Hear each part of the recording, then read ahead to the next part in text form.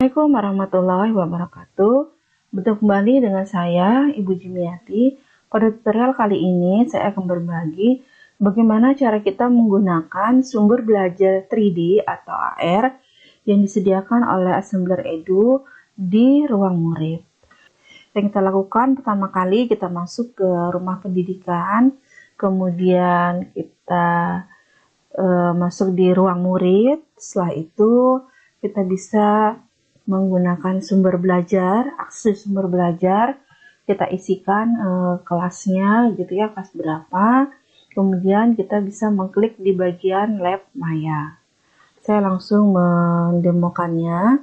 Kita ke browser, kita akan masuk ke rumah pendidikan. Nah, di sini di browser bisa kita ketikkan rumah pendidikan ya. Seperti ini. Silahkan bisa diketikkan rumah pendidikan. Kalau sudah, nanti tinggal di enter, nanti akan masuk di tampilan seperti ini di rumah pendidikannya.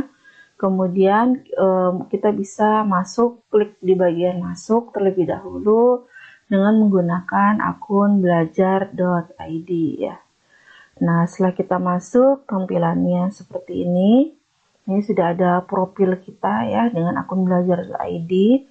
Langkah selanjutnya kita akan masuk ke ruang murid.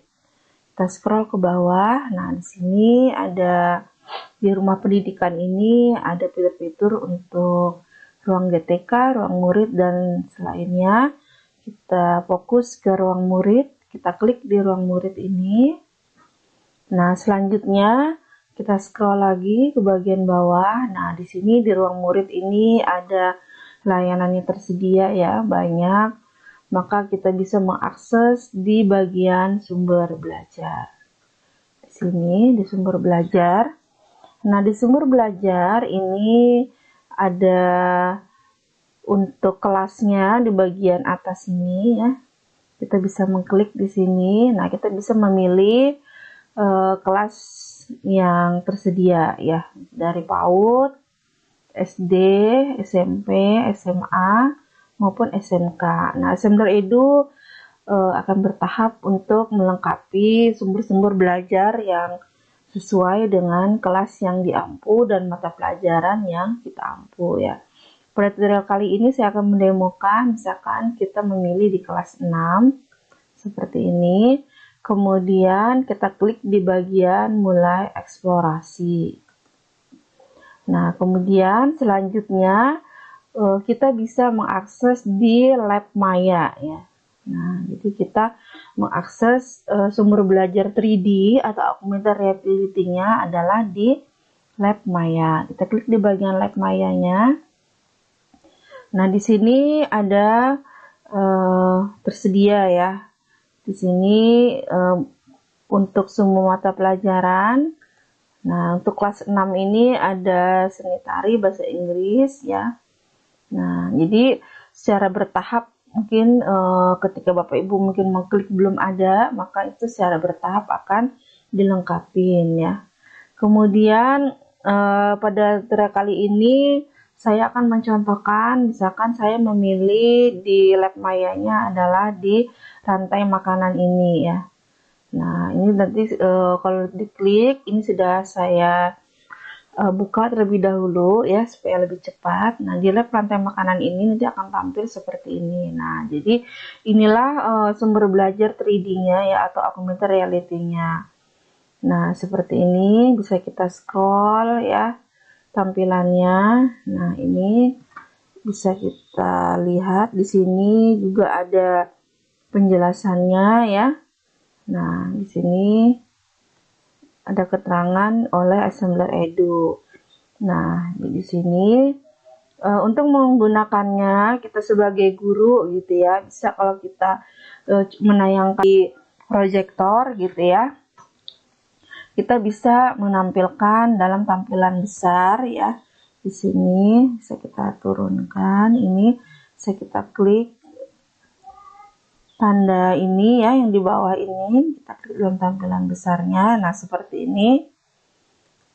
Nah, kemudian kita bisa menampilkan. Nah, seperti ini ya. Nah, jadi ada objek-objek 3D-nya, kita sambil menjelaskan bisa kita putar ini ya objeknya. Nah, misalkan seperti ini. Nah, dari tampilannya ya, ini tampilan depannya.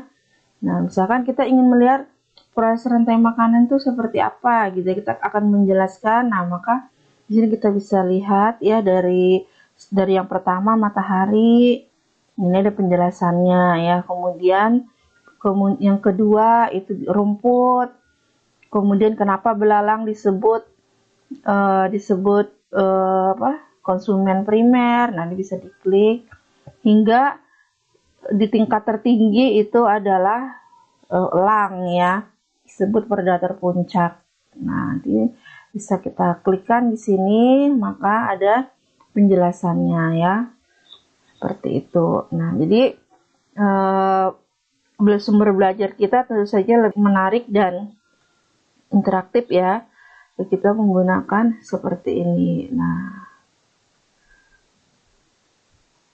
Nah, terus sumber belajar ini juga bisa kita letakkan, misalkan kita ingin siswa ya atau gurunya ingin menampilkan di depan nyata di depan kelas gitu ya, maka kita bisa mengklik di bagian paste it in your room. Ini kita klik ini paste it in your room, maka kita sebagai guru ya, mungkin kalau siswa SD belum membawa handphone, maka gurunya bisa melakukan scan barcode ya, scan barcode seperti ini. Nanti kemudian bisa tampil di ruangan gitu ya.